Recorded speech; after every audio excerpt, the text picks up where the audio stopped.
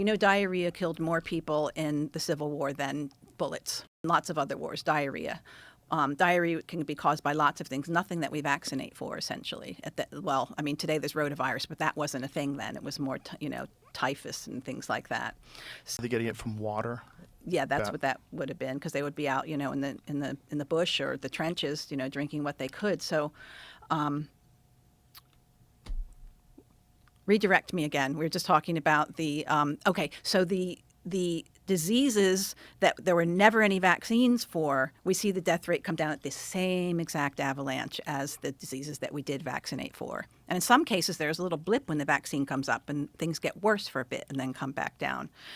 So again, the point of the book was just interpreting the data that's existed for a really long time, vital statistics throughout the world as to the decline in death rate. In some cases, the disease rates went down too, but the most important thing was the death rate, because that's what people, your baby could die, you have to have a vaccine, right?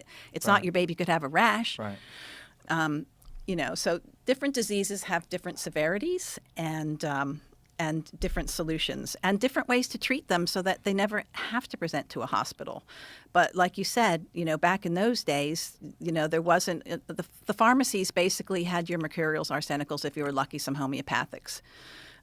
That was pretty much medicine back then until aspirin was invented, which was probably one of the reasons why the 1918 flu looked as bad as it did, because they were giving people up to 10 grams of aspirin a day, which can cause pulmonary edema in a healthy person.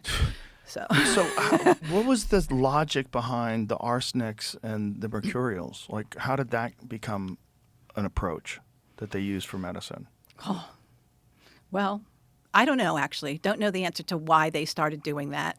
Those are two really bad things. Well, I'll tell you how they prescribed it is they would say, give 1 grain until emesis occurs.